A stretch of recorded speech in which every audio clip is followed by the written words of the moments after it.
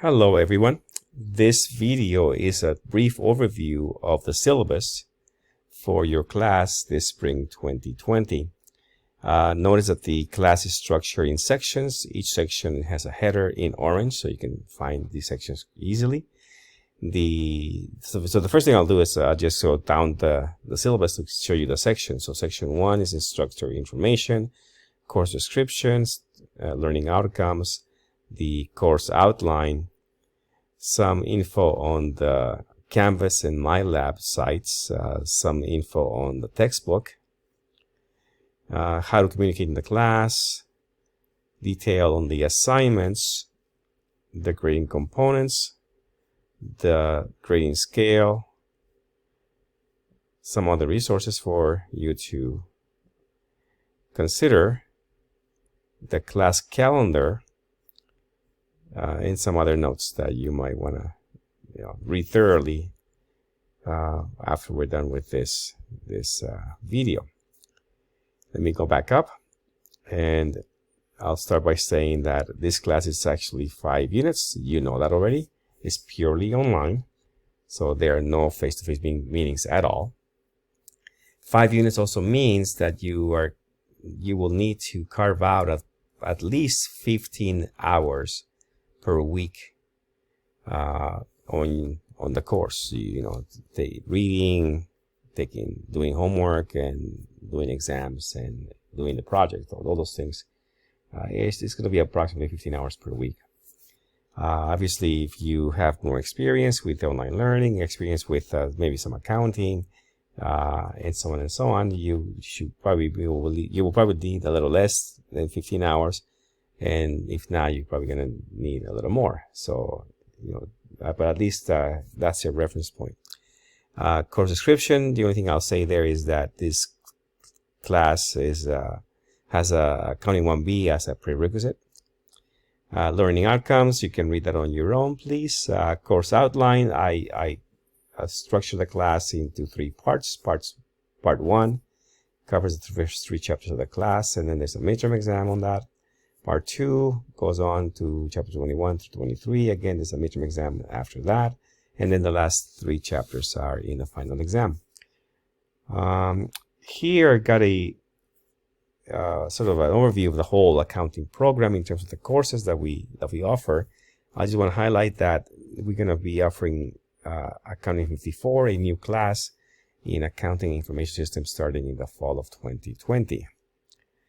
Canvas and MyLab are the 2 sites that we use. Canvas is the platform that you're on right now, and MyLab is the one you probably have been using previously already when you took Accounting 1A or 1B from Foothill over the last few semesters or quarters.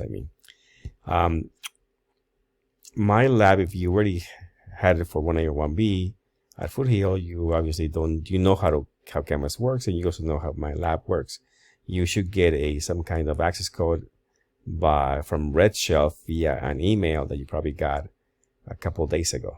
So check that, and then you should be able to just simply log on to your account inside of Canvas. You go through MyLab. In fact, I'll just show you. If you go back up, you will have to go through here through MyLab. If you click on that, you will see a sort of an orange button. It will say something different because you haven't registered yet, so this will be something different. You will see some other types of links. Whichever one you choose, you'll be able to go through the process of logging into your account and also eventually registering for the MyLab. Do not register outside of Canvas. It's not going to work. So if you're being asked for a course ID, that's not going to work. So you can inbox me if that's the case. Let me go back to the syllabus. And so I'm going to go down again to the book. And again, if you already have the book from before, you don't have to buy it again. You don't have to buy the MyLab Access again. You have it, you're done. But if you haven't, consider these 2 options, probably the best for you. Especially this one, I think, is kind of nice because actually it includes MyLab Access and an e-text. Read this, and if decide which one you want. Follow these instructions, please. There's a handout here that is also part of your orientation. In terms of communication, I use announcements heavily to keep you up to date with the class, changes or announcements about careers or other things that I send out. So please always read my announcements, because there's information there that might be very important for you to understand. And at times if you don't do that, you may not be able to meet the deadlines and so on. Do not use email, please. Instead, use inbox right there for every message that you want to send me. If you want to discuss some kind of topic in the class, and also to earn your class participation grade, you go to discussion forums. Those are private. Those are public postings. There's also virtual office hours. That means that I have a discussion thread under module 0. As you'll see later when you go through the orientation. There's a virtual office hours discussion thread where you can ask questions about the class as you wish. The turnaround time for me responding to either your inbox messages or your discussion forum postings is normally set at 24 to 48 hours after you make that, you send the message or you make the posting. I'm much faster than that. I normally scan my inbox daily, several times, and I usually respond via iPhone. Very short responses, but at least you get a response quickly.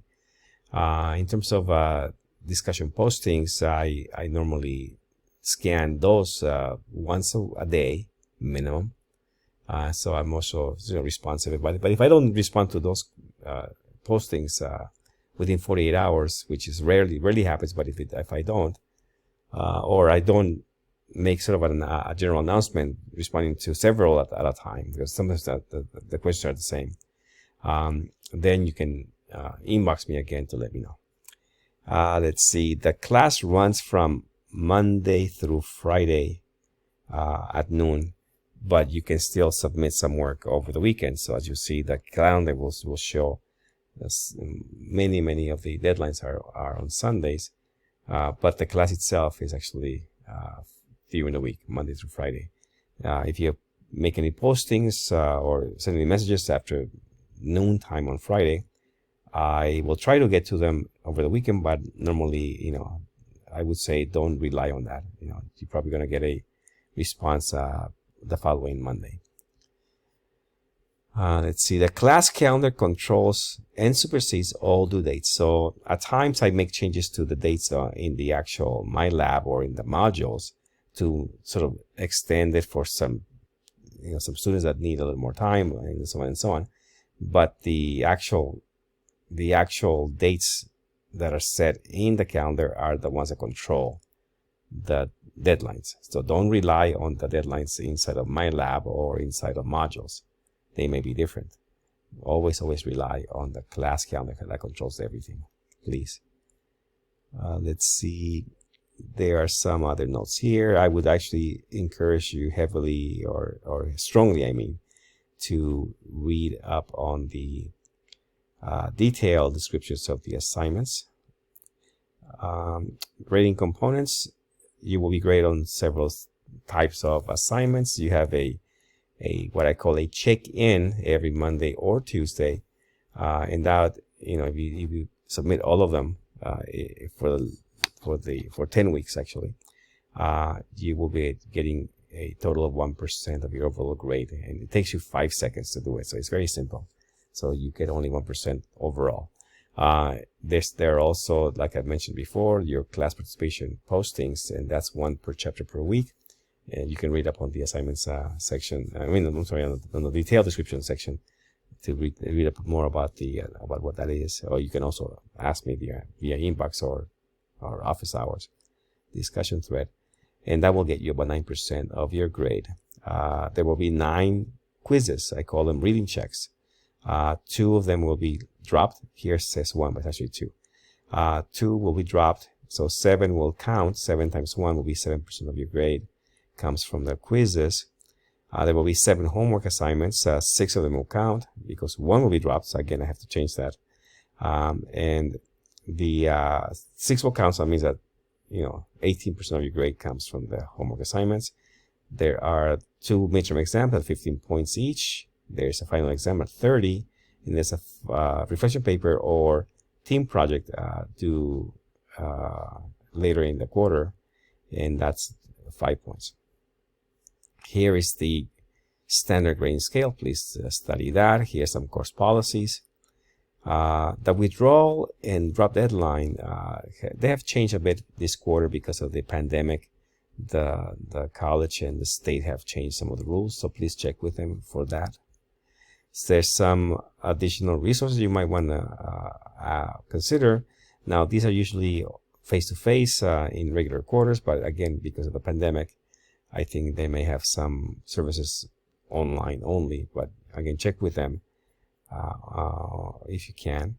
Here's the class calendar. I normally organize the class by week, so week 1, week 2, week 3, and so on. And I place the date of the Monday for that week as the initial date for that work for that week. As you can see, week 1 starts on April 13th. We're going to be doing the orientation tasks. Hopefully you can do them much quicker than Wednesday, because your first reading check is actually due on Wednesday as well. Homework 18 is due on Sunday. Your posting is also due on Sunday. And the optional Excel work is purely optional. It's just for people that want to get some practice on Excel via accounting. But again, it's not part of your work. It's not part of your grade. So do it just if you have time. Then we do the same thing the following week. RC 19 is due on Wednesday. Homework on Sunday. CP posting on Sunday, the 26th actually. Again, this withdrawal or drop deadline, you may want to sort of disregard it. Ask the college if that's correct or not. Week 3 is chapter 20, and then you have the first exam. The same process is followed for the following 3 weeks to get to the second exam, and finally you have another few weeks to get to the final exam and into the paper project. Oops, I have to check, fix this. There's some important notes here. I will just mention that, read all of this, but also focus on this bump ups note, because I get a lot of questions at the end about bump ups, and they usually say, well, it's too late to do anything about it. So, read it now, at the beginning of the quarter, you'll be better off. Here's some other information. The only thing I'll say at this point to finalize this overview of the syllabus is to say, please do not rely on this course summary. It is automatically generated by the system, by Canvas, and for the most part it does follow the class calendar, but at times it doesn't, and so you may not be doing it or not meeting the deadline if you follow this. So you're better off following the class calendar. In any case, I hope that was helpful in getting you sort of oriented in terms of the syllabus. If you have any questions, please inbox me or make a posting in the virtual hours discussion thread. Take care. See you in class. Bye-bye.